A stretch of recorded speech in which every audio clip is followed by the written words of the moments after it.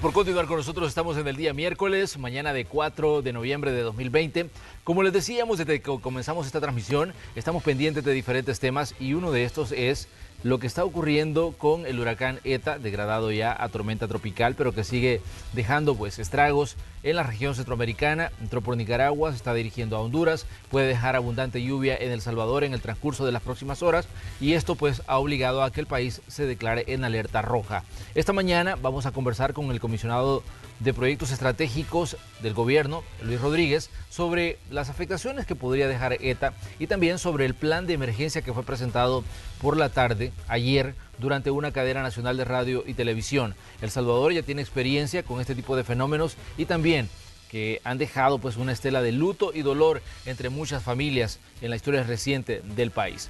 Pero pongamos algunos elementos en contexto y luego saludamos a nuestro invitado de este día. El presidente de la República, Nayib Bukele, advirtió sobre los estragos que podría ocasionar el huracán ETA a su paso por el país y tras ingresar a la región centroamericana. Las autoridades de la Comisión Nacional de Protección Civil, por órdenes del presidente, habilitaron 1.152 albergues para resguardar la vida de la población en condición de vulnerabilidad. El presidente, en cadena nacional, recordó la promesa que hizo a las personas afectadas por la tormenta Cristóbal y Amanda hace unos meses, cuando en la comunidad Nuevo Israel se comprometió a entregar $10,000 a cada familia afectada. Quiero que raspe cacerolas, dijo el ministro de Hacienda refiriéndose a la reorientación de fondos para este fin. Y las quiero listas en 4 meses, agregó. El mandatario se refirió a los salvadoreños afectados por el fenómeno natural en los últimos meses, también a las 135 familias afectadas por el reciente deslave ocurrido en Nejapa.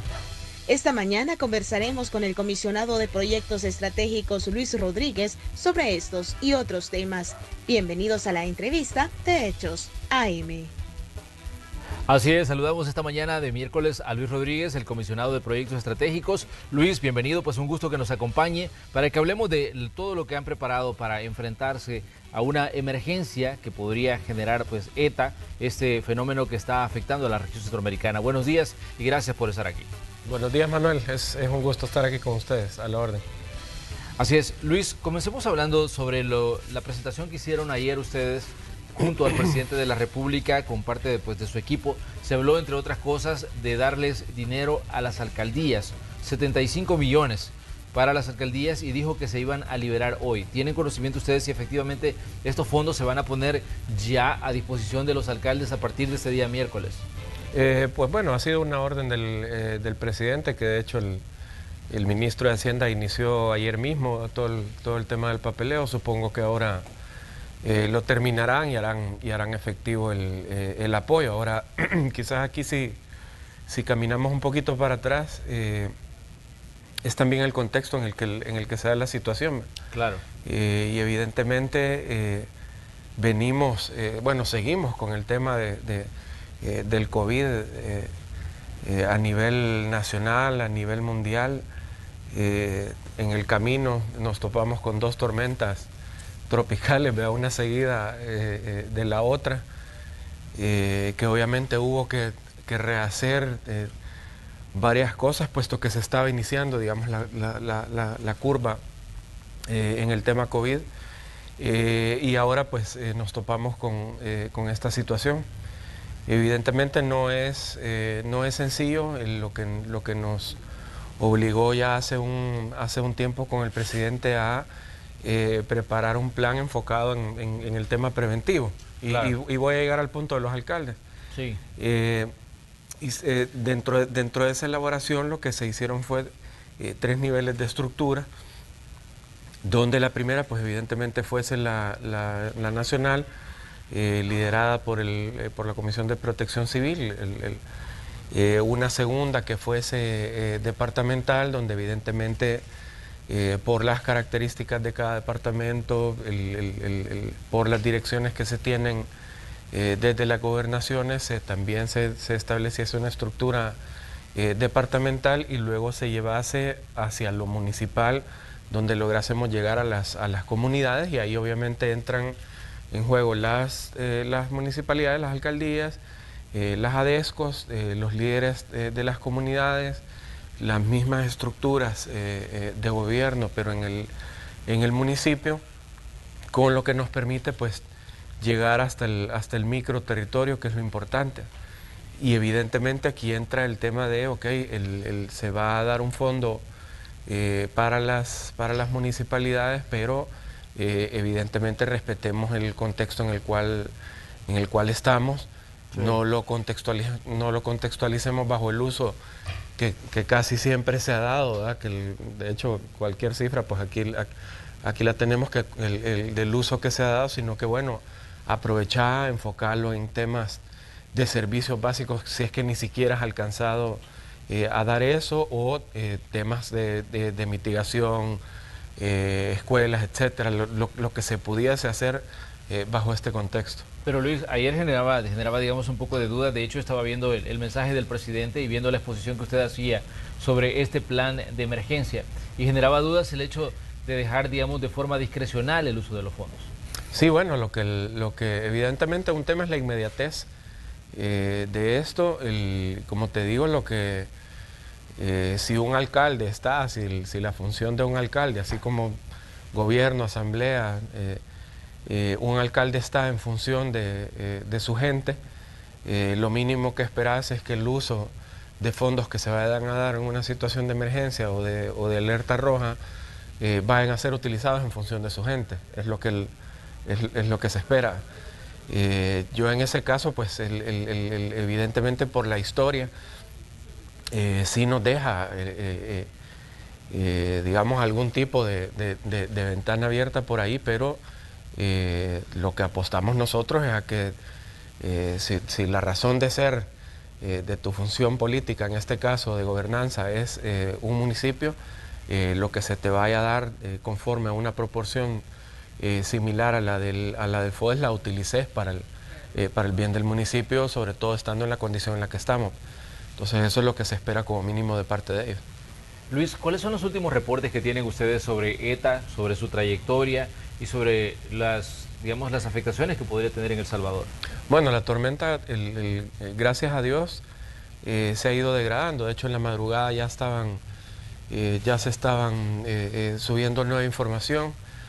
Se ha ido degradando, lo cual no significa, bien lo mencionaban ustedes, no significa que va a dejar de llover o va a dejar de tener alguna afectación.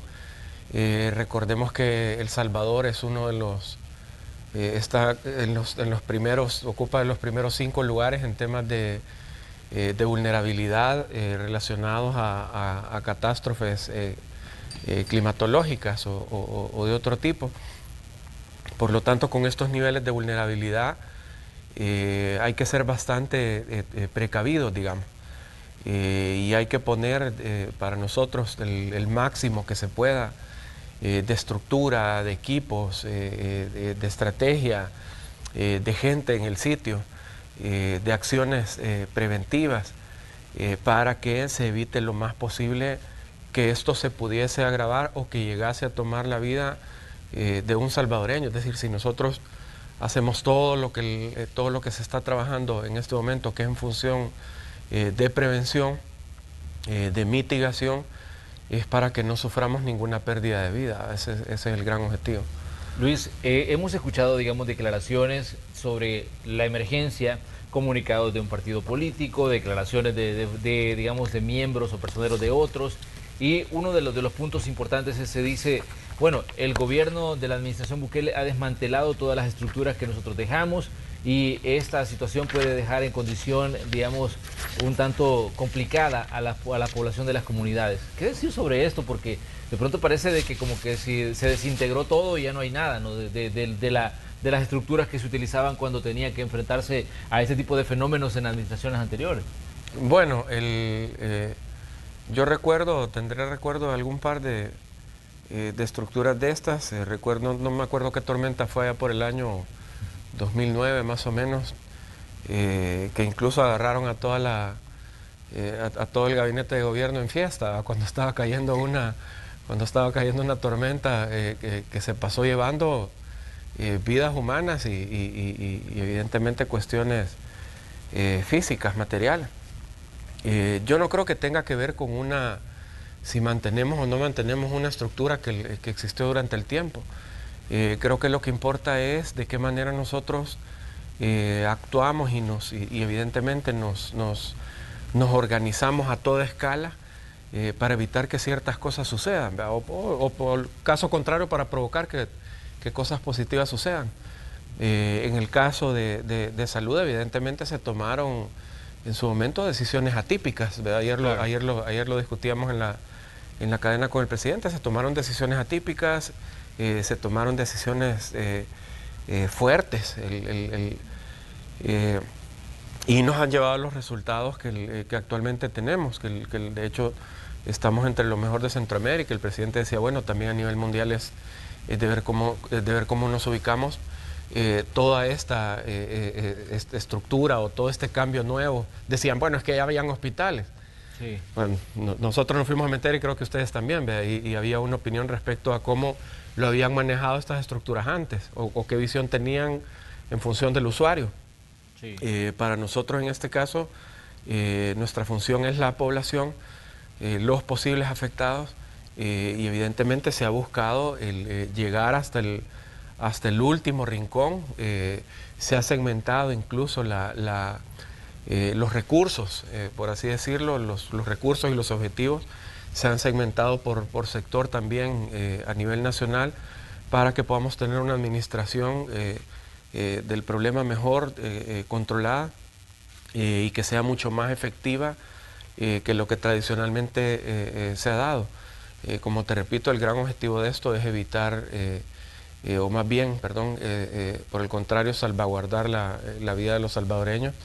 Se han hecho ya una serie de acciones preventivas que regularmente no se veían antes. Se esperaba a que se desbordara el río para actuar. Hoy lo que se está buscando evidentemente es hacer una serie de acciones de mitigación, independientemente de la institución que le esté elaborando. Ya es un trabajo un poco más grande y articulado para evitar este tipo de cuestiones. Cuando se da el cambio de las administraciones de Arena a las administraciones del FMLN, escuchábamos a los funcionarios del FMLN decir: El Salvador está entre los países más vulnerables. De hecho, se decía, El Salvador es el país más vulnerable del mundo ante fenómenos que puedan generar lluvias, fenómenos que puedan afectar directamente a las comunidades que viven en zonas consideradas de peligro. Luego, cuando se da la segunda administración del FMLN, decían, sacamos a El Salvador de los países más vulnerables del mundo. Ahora El Salvador ya no es tan vulnerable, pero ahora, digamos, es la administración del presidente Bukele y ustedes hablan de un alto nivel de vulnerabilidad. Sí. ¿Qué decir sobre esto? Porque de pronto escuchamos discursos y discursos y discursos y cada uno pues tiene una versión diferente de los niveles, digamos, de afectación que puede generar un fenómeno como un fenómeno tropical como ETA, ¿no?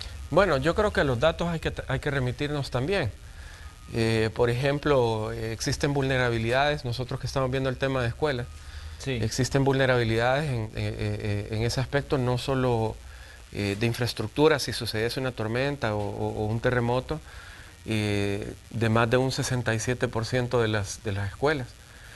Tiene que ver con un tema de ubicación. Claro. A menos que las hayan reubicado una gran cantidad, cambia el número.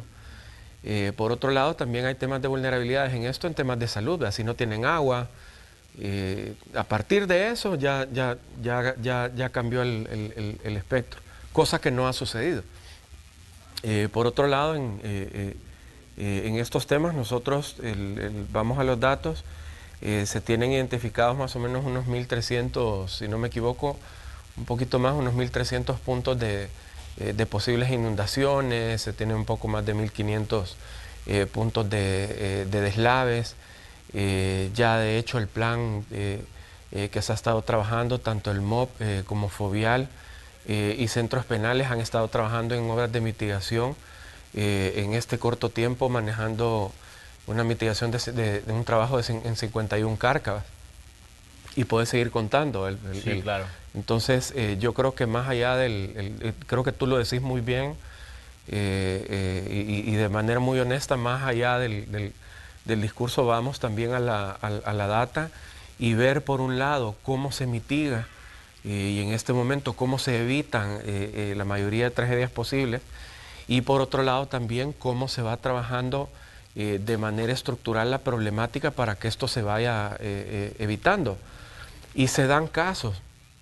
El ministro de Obras Públicas, la ministra de Vivienda, siguen pidiéndole a la Asamblea Legislativa los fondos de KfW, que eran para una obra de mitigación que ellos ya habían hecho una lectura de decir, esto se puede hundir, ojo, aquí hay fondos para poderlo trabajar. ¿Qué pasó? No se dio, se hundió.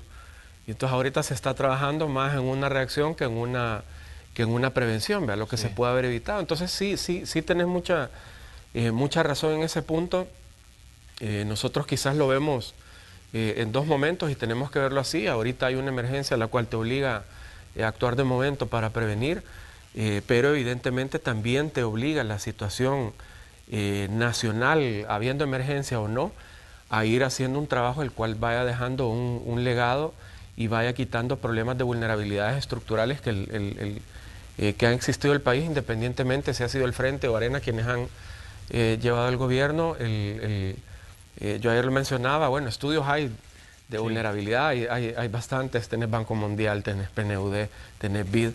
Y también, bueno, están también, comisionado, los testimonios de la gente, ¿no? Los testimonios Cuando de la hablamos gente. de la gente que vive en las riberas de los ríos, vimos lo que pasó con Amanda, lo que pasó en la comunidad Nuevo Israel, las viviendas se fueron. Exacto. Vimos lo que ha pasado en otras zonas donde pues cada vez que viene la tormenta las personas se afligen porque saben que eso puede significar la diferencia entre perderlo todo, entre perder a un familiar, Sí. la situación de perder, digamos, incluso lo que ellos han construido con mucho esfuerzo. Es correcto. Porque muchas veces decimos, bueno, ¿y por qué estas personas, sabiendo del peligro, no se van de ahí donde están residiendo?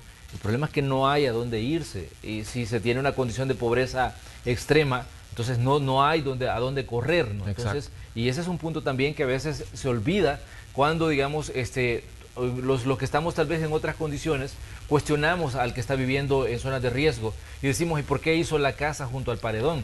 A veces no hay opción para estas familias. Y eso también creo que los ciudadanos no debemos de perderlo de vista, porque no se trata solo de juzgar al que vive junto al río, sino pensar qué condiciones lo llevaron a vivir ahí, ¿no? Sí, de hecho hay problemáticas estructurales en el tema de vulnerabilidad de este tipo. Uno son las condiciones geográficas del país. Claro. Creo que eso ya determina bastante. Número dos, evidentemente en nuestra historia ha existido un desorden en el tema de ordenamiento territorial y desarrollo urbano. Por lo tanto, como tú bien mencionas, pues sí hay casas a la orilla de Ebro, incluso residenciales, Sí. en zonas donde no debiesen haber sido construidas, etcétera. Y por otro lado tenés también factores de pobreza que te obligan a migrar o a arraigarte a cierto territorio porque ahí hiciste ya una dinámica social o económica, lo que sea. Evidentemente no son factores de ayer, son factores ya históricos con los que hay que ir trabajando. No se puede hacer un reordenamiento completo de la ciudad, pero poco a poco se pueden ir buscando ciertas soluciones, se pueden ir probando también ciertas soluciones en cuanto a tiempos de construcción. El presidente puso un lapso de tiempo interesante, lo cual le pone un reto también a los sistemas constructivos, a ver qué tan veloces pueden ser, y ahí vas encontrando tú una serie de soluciones para este tipo de problemáticas y de gente que las sufre. Ahora bien, en el plan que ustedes presentaban ayer hablaban de 1.152 albergues. Digamos, ¿dónde están los principales de esos albergues y cuántos están ocupados? Porque esta mañana nosotros hacíamos una revisión de datos y se hablaba de por lo menos 80 personas que están durmiendo ahí. Sabemos que hay otros lugares donde las personas han evacuado o se han ido con su familia, pero un punto importante es esto de los albergues habilitados. Sí, creo que el número son 200. Si no me equivoco, hemos llegado 200 personas a más o menos unas evacuadas. 200 que se han movido. Aún así hay en diferentes zonas, por ejemplo bajo Lempa, que son más o menos unas 1.100 familias, creo por ahí. CEL ha levantado ya un censo y ha ido en un proceso de socialización y conversación con las comunidades para en su momento, Dios no quiera, pues moverlos de sitio, pero digamos, han habido una serie de trabajos de prevención y de comunicación con ciertas comunidades para prepararse dado el momento. Por eso era importante mencionarte los puntos de vulnerabilidad en temas de inundaciones, en temas de deslaves, en las zonas de pobreza, para identificar cuáles son las áreas importantes a las cuales hay que llegar en este momento. Aún así, respondiendo a lo que tú mencionabas, solo en la zona central y paracentral se han identificado y se han empezado ya a preparar un aproximado de 781 albergues, lo que te da una capacidad de casi 150.000 personas.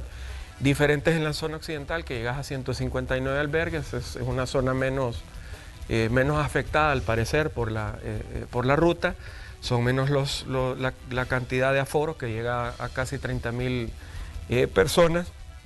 Contrario en la zona oriental, que por la misma frontera con Honduras, pues hay una afectación también, donde se sube a 212 albergues y un aforo de casi 39.000 personas.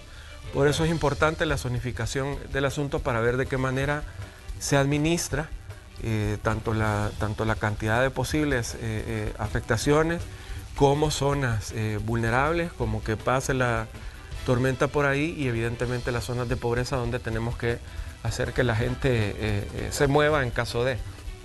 Pero por el momento la mayoría de acciones son de tipo preventivo, que es sentarse con las comunidades y empezar a preparar todo para una posible movilización. Muy bien. De hecho, bueno, los equipos de Noticiero Hechos han estado pendientes también de esta información, el impacto que puede tener ETA en El Salvador, donde decíamos, no es que vaya a llegar el huracán, pero sí la cantidad de lluvia que puede dejar puede, pues, generar algún tipo de contratiempo, algún tipo de situación contingencial. Sabemos que ya hay una saturación del suelo producto de la temporada de lluvias que todavía no cesa, y esto puede convertirse en un problema si ETA llega a dejar, pues, acumulados de lluvia importantes en el territorio salvadoreño. Uno de nuestros equipos está en la zona norte del territorio nacional. Igmar Batres está por ahí y nos tiene un reporte a esta hora. Igmar, te escuchamos. Buenos días, gracias por estar en sintonía con nosotros. Estamos en San Antonio de la Cruz, en Chalatenango. ¿Cuál ha sido el panorama, al menos en la noche y madrugada? Acá pues normal, no ha ocurrido mayor cosa, tampoco ha llovido. Sí hubo ráfagas de viento por algunas horas, pero nada ha pasado de eso y nada ha cambiado desde la noche de ayer. Hay 4 lugares de riesgo acá en San Antonio de la Cruz, y también hay un albergue ya listo para ser utilizado, y otro que probablemente, si se requiere, pues también se podría utilizar. Pero vamos a conversar con un miembro de Protección Civil Municipal, precisamente para que nos diga qué ocurrió en uno de los lugares cerca de donde nos encontramos acá del casco urbano. Gracias por su tiempo a Noticiero Hechos. ¿Qué es lo que ustedes han reportado, al menos en las últimas horas, respecto a los vientos? Efectivamente, pues lo que se ha podido presenciar en estos momentos, el día de ayer por la noche, fueron ráfagas de viento de moderada intensidad, pero gracias a Dios no ha podido pasar nada. Estamos siempre a la expectativa, monitoreando los lugares que tenemos identificados como de alto riesgo, y generalmente, por supuesto, a la expectativa con nuestros líderes que tenemos en las comunidades, para poder monitorear cualquier eventualidad que pueda suceder. ¿No han reportado alguna crecida del río Zumpul, que por cierto desemboca tras nosotros, que precisamente acá usted lo puede observar? ¿No se ha reportado eso, ni árboles caídos? No, por el momento, lo primero que podemos hacer en las horas de la mañana es poder venir a monitorear esto que es el río Zumpul, que recordar que nace exactamente en Honduras. Entonces, pues gracias a Dios no hemos podido identificar ningún punto, ninguna cosa que se haya desbordado ni nada, ni crecido. Pues estamos bien hasta el momento. Muchas gracias, eran las palabras de una de las personas que trabaja en Protección Civil Municipal respecto a lo que ha ocurrido en las últimas horas. Estaremos pendientes durante el día qué es lo que ocurre, al menos acá en este municipio del norte del país. Regreso a las señales del set principal. Buen día. Gracias, Igmar. Ahí tenemos los equipos del Noticiero Hechos también reportando esta mañana sobre el impacto que podría tener ETA en El Salvador. Con eso nos vamos a ir a una pausa y regresamos con más de la conversación que sostenemos hoy con el comisionado de Proyectos Estratégicos de la Presidencia de la República. Volvemos.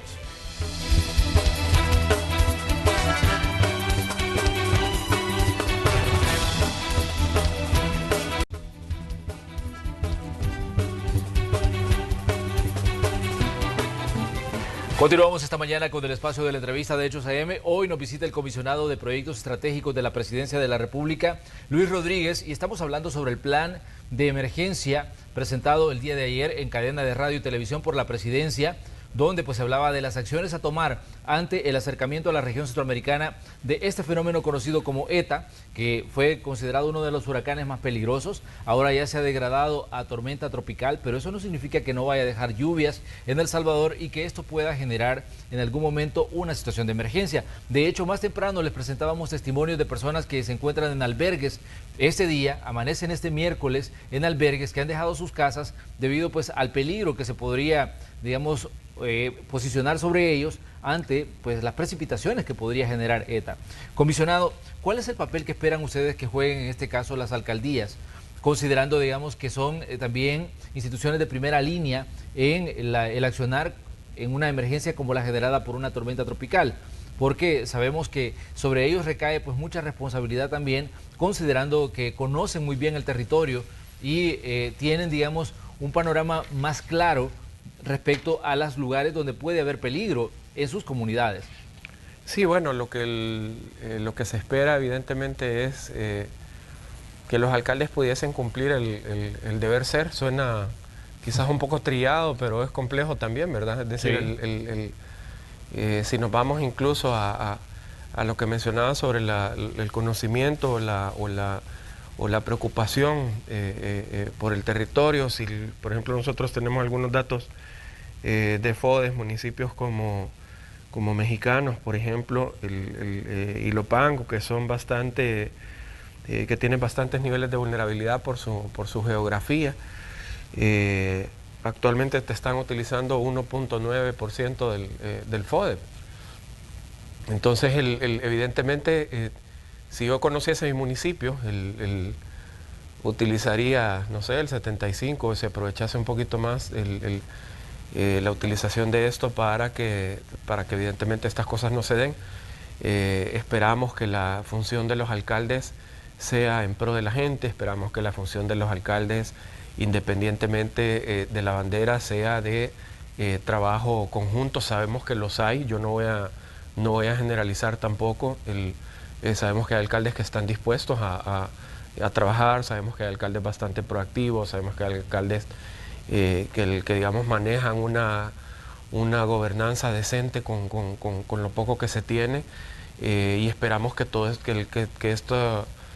este espíritu se replique a nivel nacional, que se pueda trabajar con las comisiones municipales. Bueno, ustedes pusieron un ejemplo hace un momento, que se puedan trabajar con las comisiones municipales, que se puedan aprovechar los recursos que se les dan, que se pueda incluso aprovechar los recursos que ya como gobierno se están poniendo en cada uno de las zonas. En general, por ejemplo, solo en equipo de trabajo superamos las 200.000 personas ubicadas en diferentes sitios del país, de diferentes instituciones también, incluyendo, por ejemplo, un equipo que estaba de 2.000 personas de centros penales de fase de confianza, y que el día de ayer ya el director Osiris Luna dijo, bueno, vamos a ver si hacemos 3.000 o 4.000 para que se puedan integrar también. Son parte de todo este equipo de trabajo interinstitucional, y esperamos pues que las alcaldías también se adhieran a este sistema, y que podamos pues obviamente todos enfocarnos en la seguridad de la gente, que es nuestro objetivo principal.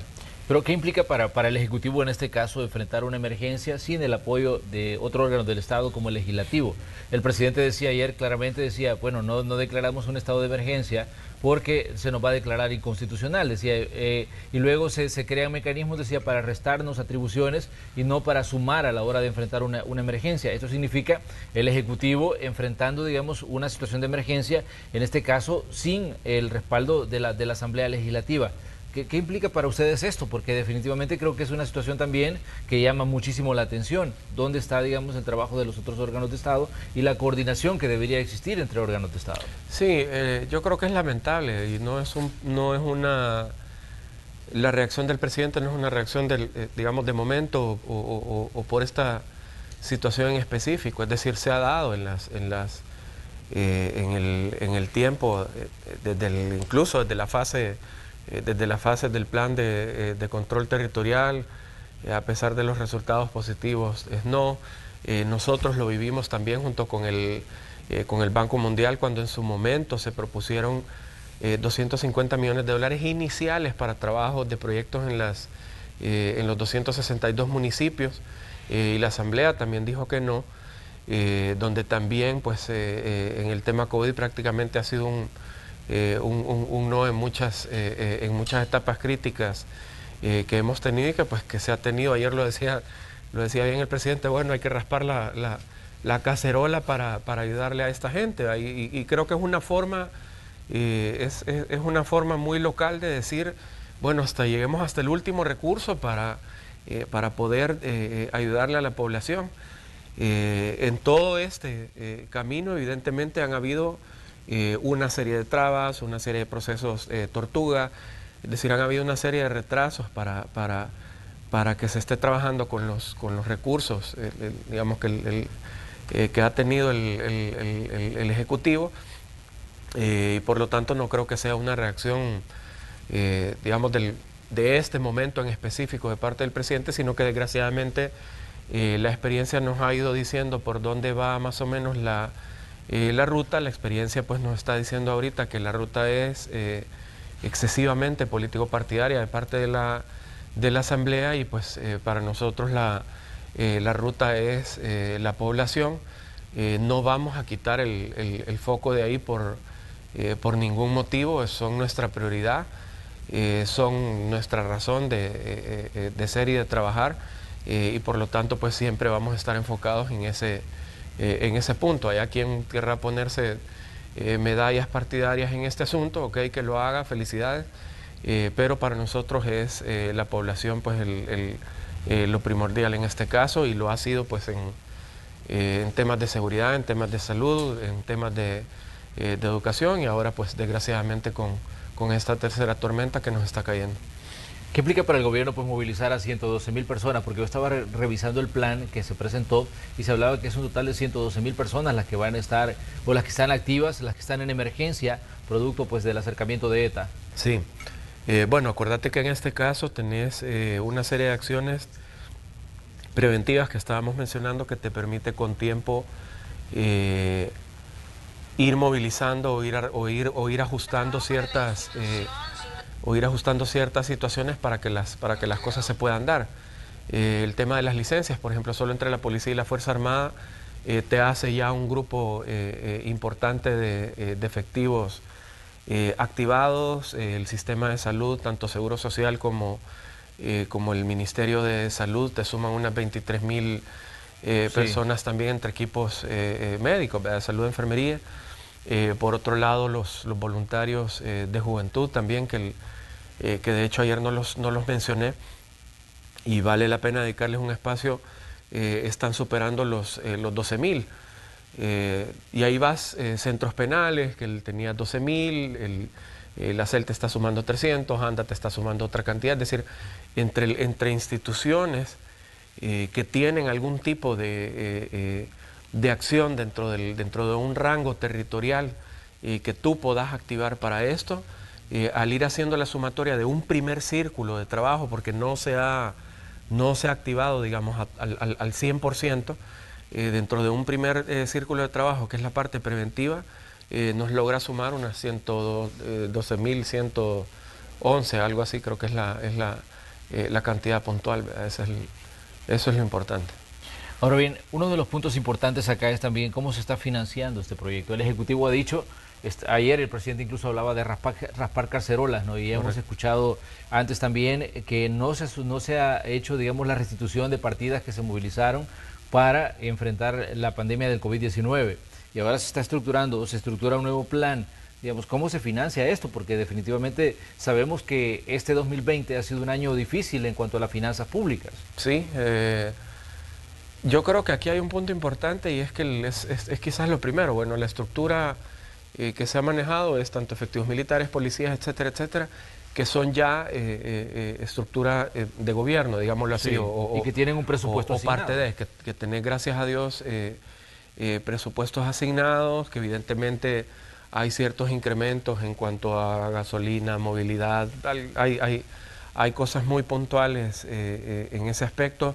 A salud le ha permitido, por ejemplo, mencionaba el ministro Alavi, que en los albergues no solo se está contemplando el tema alimenticio, por ejemplo, y la atención a la primera infancia, sino que también se han ya creado unos kits de medicamentos evidentemente adaptados al temporal, con lo que también podemos prevenir que ciertas enfermedades se nos vayan a disparar, ¿ve? Entonces, sí, se ha ido haciendo una serie de ajustes que, digamos, son obligatorios para nosotros en cuanto a uso de recursos propios, tanto recurso humano como equipo, sumando, digamos, en todo esto, solo en equipo de remoción, por ejemplo, de equipo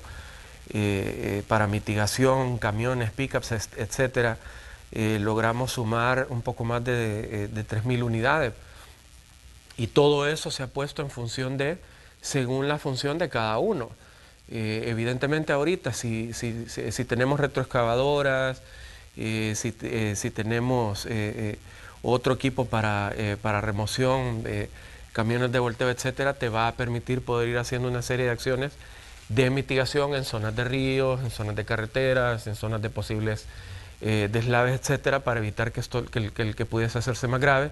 Es mejor utilizar el recurso en este momento para prevenir, y así las diferentes instituciones. Creo que solo en el tema de pipas y de camiones con carga de agua, creo que llegamos a superar las 50 entre diferentes instituciones también, ¿vea? No solo es ANDA, son también otras instituciones las que están colaborando. Entonces, lo importante de esto es poder haber creado un sistema con tiempo, poder haber creado una estructura con tiempo, poder haberla segmentado en las diferentes zonas, poder haber creado administraciones territoriales, departamentales y municipales, y poder haber hecho ciertos cálculos para enfocar los recursos, tanto humanos como equipamiento, según los posibles niveles de afectación que se vayan a tener. ¿En algún momento han contemplado buscar cooperación con países amigos para mitigar esto?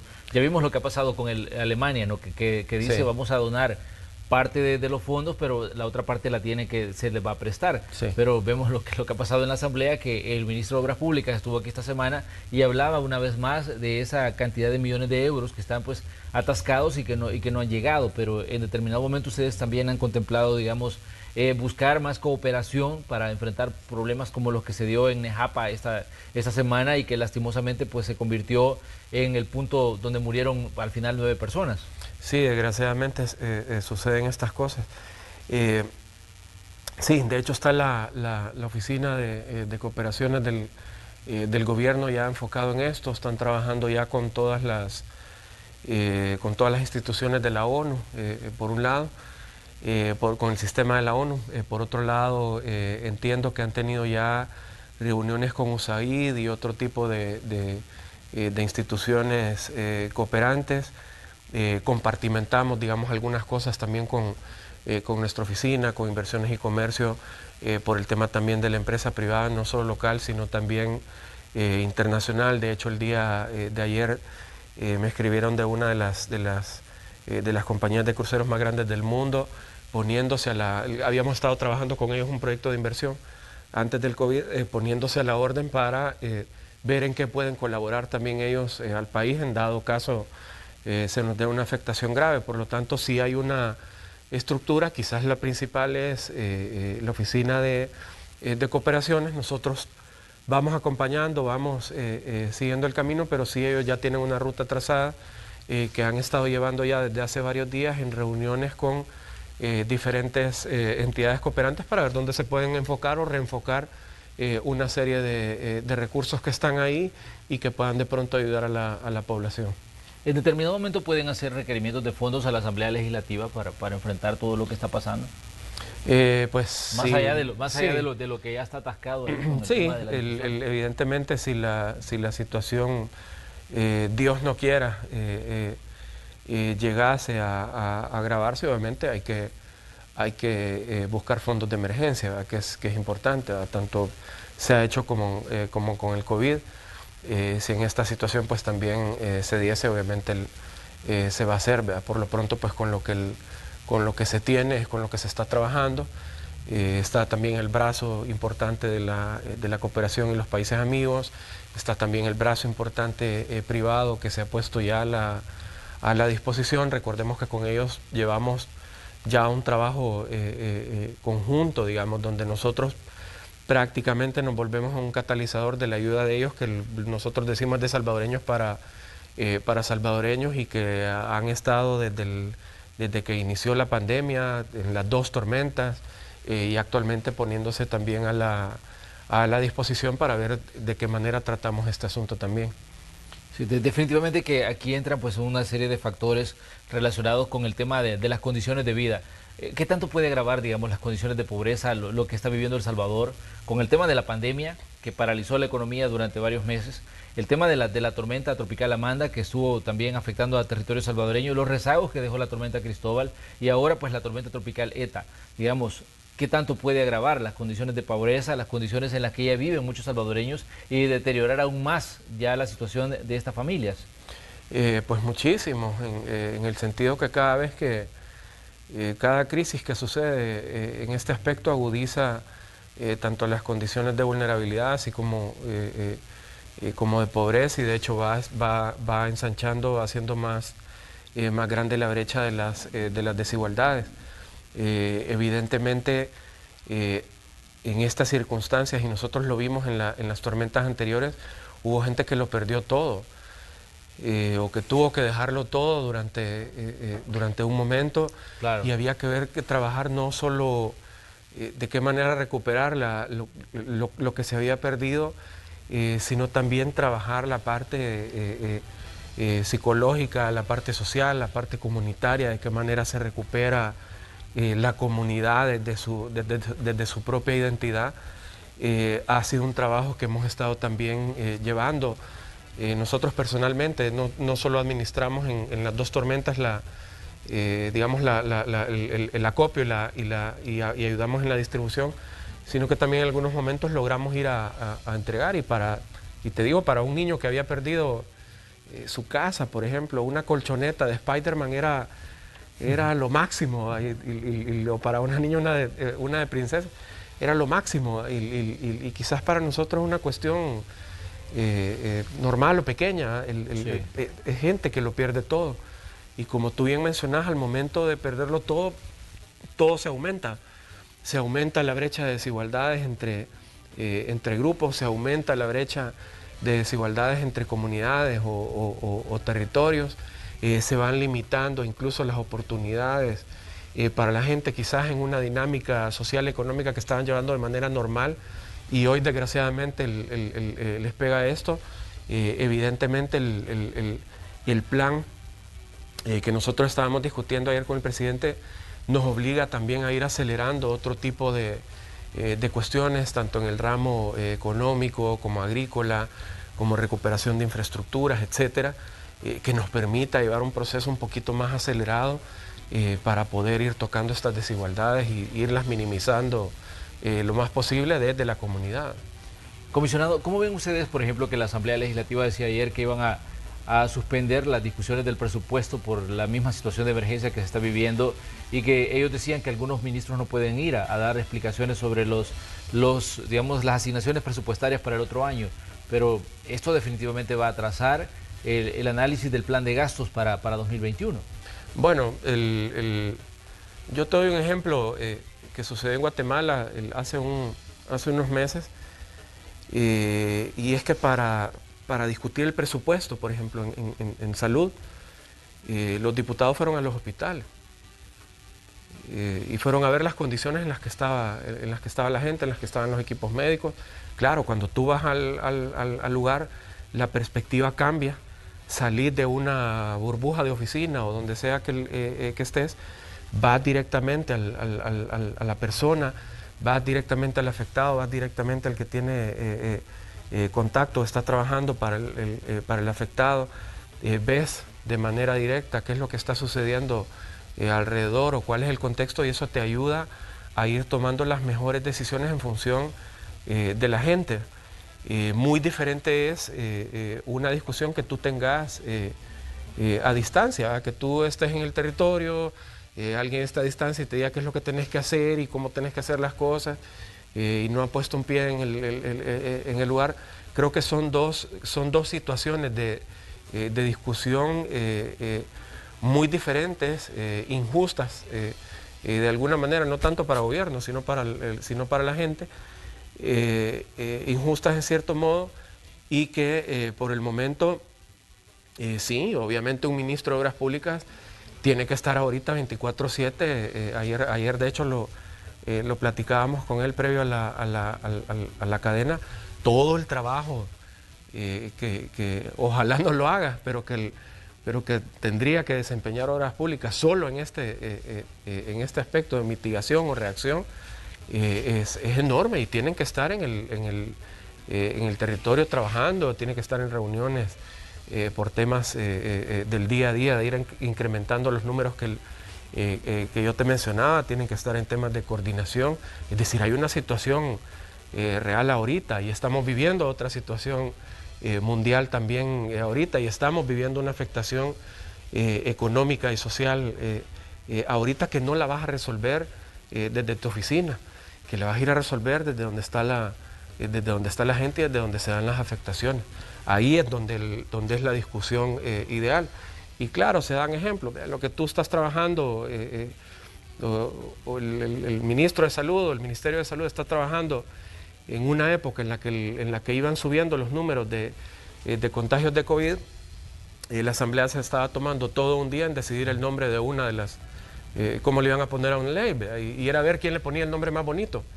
Está bien, ponerle el nombre, no sé, para mí es poner el nombre que querrás al asunto, pero ayudarnos a solucionar el problema. Y tenemos una realidad que es esta, que hemos tenido un sistema de salud precario, que evidentemente cuando suceden este tipo de crisis, todo lo que es pobreza, desigualdad, etcétera, sale a flote en todo aspecto, no solo en la gente, en la empresa también, y lo hemos discutido con los empresarios también, y que evidentemente tenés que trabajar y enfocarte ahí.